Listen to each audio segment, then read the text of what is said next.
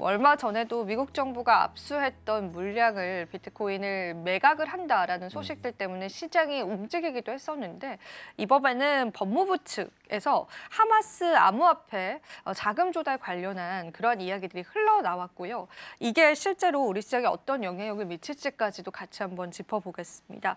이게 어떤 내용일까요, 교수님? 예, 먼저 미국 법무부의 하마스 암호화폐 자금 조달 관련 발표를 먼저 요약을 해드리고 말씀드리도록 하겠습니다.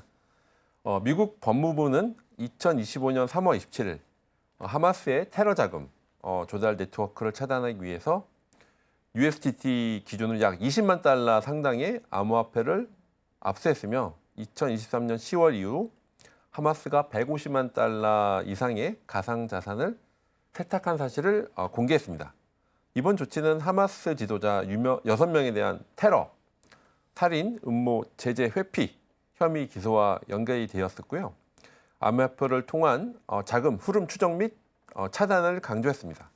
이런 부분에 말씀을 드리면 일단 하마스와 연계된 17개의 암호화폐 지갑에서 약 20만 달러라고 합니다. 그래서 17개 암호화폐 지갑에서 이건 아마 채널리스트나 이제 그런 분석 기술을 썼을 것 같은데요. 이런 관점에서 규모에서는 뭐 아주 크진 않지만 이런 암호화폐에 대한 압수를 했다는 얘기했고요.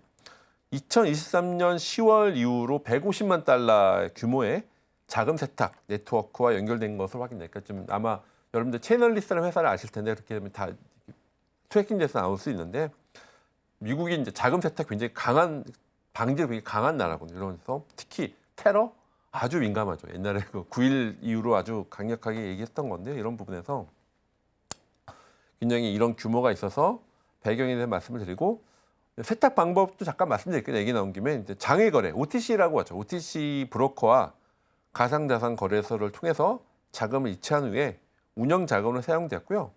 암호화된 메시징 플랫폼을 통해서 지갑 주소를 배포한 것으로 나타났습니다. 그래서 이런 부분에서 일단 이 방법들도 있었고요. 그리고 2023년 10월 미 재무부의 하마스 관련 제재 조치를 확대한 사례이고요. 이런 바이낸스 창립자인 천평자오도 하마스 자금과 지원했다는 언급도 있어서 이건 뭐 약간 썰이긴 합니다만 이렇게 좀 여러 가지로 이런 전체적으로 요약을 먼저 말씀드리도록 하겠습니다. 네, 좋습니다. 자, 그러면은 하마스 같은 경우에는 암호화폐를 굉장히 많이 활용하는 걸로 알려져 있고 사실 이제 저희 암호화폐가 좀 비판을 받아왔었던 면 중에 하나도 뭐 테러 자금으로 활용이 많이 된다, 불법 자금으로 활용이 많이 된다라는 부분들인데요. 실제로 이 암호화폐를 통해서 테러 자금을 활용하는 그 이유들을 좀 짚어볼 수 있을까요, 교수님? 가장 큰 이유는 흔히 말하는 AML 나와서 나오는 건데 자금 뭐 테러 자금을 할 때 좀 불법적이잖아요. 그런 걸 했을 때 예를 들면 뭐 실제 돈을 들고 US 달러를 제일 많이 쓰긴 합니다만 그게 물리적으로 힘들잖아요. 그 돈가방 들고 영화 같은 데 보면 돈가방 끌고 와서 이렇게 전달하기 어렵잖아요. 근데 이걸 디지털 형태로 되는 거니까. 그래서 만약에 암호화폐는 직접 지갑을 만들고 그냥 클릭 몇 번으로 가능한 거니까. 그래서 그러니까 어떻게 보면 우리가 일반 선한 사람들이 쓰는 것도 편리하지만 좀 불법이라든지 테러 자금에서 또 쓰기 편한 거죠. 드러나지 않을 수 있고. 그래서 달러를 쓰는 이유가 뭘까? 아까 현금 쓰는 경우에는 드러나지 않잖아요. 그렇게 한 것처럼 이것도 사용하기 편하고 그리고 신속하게 전달될 수 있거든요. 어떻게 보면 디지털 경제에 좀 좋은 점을 악용을 하는 거죠. 그래서 암호화폐 이제 옛날 비트코인, 이더리움으로 이제 송금 많이 됐다는 건 사실은 그 영역이 뭐 마약 거래라든지 그런 것들에서 비율이 전보다 많이 줄긴 했습니다. 분명히 그 존재했던 비율이 존재하긴 하거든요. 그렇기 때문에 그런 비판을 받았던 거 맞고 그래서 미국 정부에서는 이런 특히 AML 굉장히 강하게 FATF 그 위원회에서는 강하게 조치를 하고 있는 입장인데요. 9.1 테러 이후로 그래서 이렇게 하마스나 이런 특히 이제 테러 조직에 대한 것들은 아주 강력하게 조치를 하고 있는 걸로 알고 있습니다. 사실 하마스뿐만 아니라 이렇게 다양한 테러 조직들이 암호화폐 거래를 활용을 하잖아요.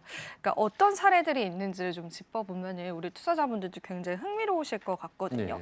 이 테러 조직의 암호화폐 활용 사례들 어떤 게 있을까요, 교수님? 네, 이걸 거꾸로 이걸 알려드리는 게 더 안 좋을 수 있는 어쨌든 이건 정확한 팩트 기반인 거니까요. 먼저 말씀을 드리면 기부 요청 채널이 있습니다. 그래서 2019년부터 하마스 군사 조직 알카삼 여단은 공식 웹사이트와 소셜 미디어를 통해서 비트코인 기부를 호출해서 추적 불가능한 특성을 홍보했습니다. 그래서 이렇게 우리 여기는 비트코인을 보내면 우리가 뭐 암호화폐를 보내면 이제 기부해 주세요 그런 거죠. 그러면 뭐 추적 불가능할 수 있어. 근데 어떻게 보면 추적이 가능할 수 있는 건데 물론 그 원래 지갑을 다 매핑할 수 있는 건 아니니까 피어투피어로 보냈을 때는. 그래서 2019년부터는 하마스 군사 조직에서 이렇게 웹사이트를 통해서 기부 요청 채널이 있었습니다. 이런 거에서 그리고 2023년 10월 7일 테러 이후 가자 나오는 산하단체가 17개 이상의 암호화폐 지갑 주소를 공개해서 이렇게 이쪽으로 보내주세요라고 하는, 우리가 쉽게 말하면 좋은 일로 기부 요청하는 것처럼 네. 암호화폐에서 기부 요청 채널이 있었고요.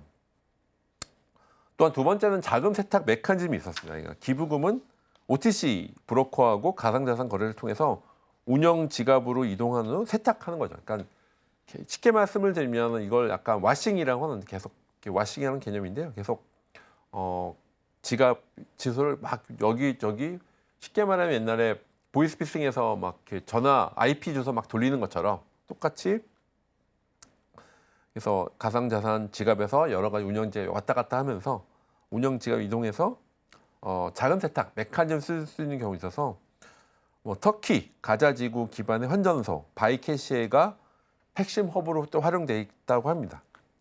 주요 암호화폐에 대한 종류로는 뭐 USDT가 주로 많이 사용되고요. 뭐 압수금의 100%가 USDT로 돼 있다고 합니다. 그리고 과거에는 비트코인, 이더리움, 트론 기반의 USDT도 활용됐다고 합니다. 그래서 이런 것들에 대해서는 현재는 USDT를 아까 스테이블 코인 잠깐 말씀드린 적도 있는데 USDT 쓰고 있고, 과거에는 비트코인, 이더리움도 썼던 경우가 있다. 이런 부분에서 말씀드릴 수 있고요. 그래서 일단 모금 전략이 변한 거죠. 모금 전략이 옛날에는 왜냐하면 테러 집단이잖아요. 그러니까 일반 은행 계좌 못 쓰거든요. 은행 계좌는 당연히 막혀 있기 때문에 이렇게 크립토를 통해서 모금 전략을 쓰는 부분에서 앞에 말씀드렸던 기부 요청 채널도 있고요. 모금 전략이 바뀌었다. 그래서 텔레그램 웹사이트에서 주소만 이쪽 주소로 적어 주시면요, USDT나 비트코인을 보내주세요 이렇게 된 거죠. 그런 관점에서 비슷하게 연결이 됐고요. 뭐 세탁, 그리고 자금 세탁을 OTC나 이렇게 여러 가지 돌려서 OTC나 장외 브로커, 터키 등지의 거래를 통해서 자금 세탁을 이체한 후에 운영 자금으로 해서 세탁 경로도 두 가지. 그래서 이런 암호화폐 활용 방식을 이게 음지에서 쓰고 있다.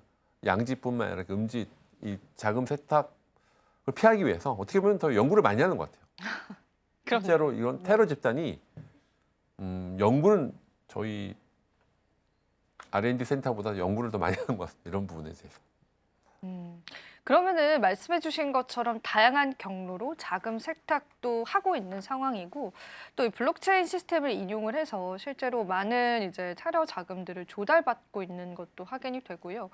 그러면 사실은 이제 이런 생각이 좀 들 것 같아요. 이런 암호화폐를 통한 테러 자금을 조달하는 것 자체를 우리가 막을 수 있는 방법은 사실상 좀 없다라고 봐야 될까요? 사실은 그 자체를 원천적으로 막기는 쉽지 않죠. 그렇죠. 그거는 네. 어쨌든 사람의 마인드가 발전해야 되는데 내가 이렇게 앞으로 내가 이제 테러 하지 말아야지 이렇게 바뀌지 않는 이상, 그죠. 그거를 원천적으로 막는다. 그러니까 일면 미국 달러가 예를 들면 미국 달러가 있는데 미국 달러를 찍어내서 이걸 뭐 좋은 일 쓰지 않는데 그것들을 악용했다는 거는 마찬가지로 현금이 제일 많이 쓰이거든요. 자금 세탁으로. 그런 것처럼 그것들을 원천적으로 막기는, 이게 뭐 개인적으로 몇 가지 아이디어가 떠오르긴 합니다. 지금 말씀드리면 길어질 것 같고 그래서 어쨌든 본질적인 부분에선 막기는 어렵다라고 하는 것이 종합적으로 봤을 때 이렇게 말씀드리는 게 맞을 것 같습니다.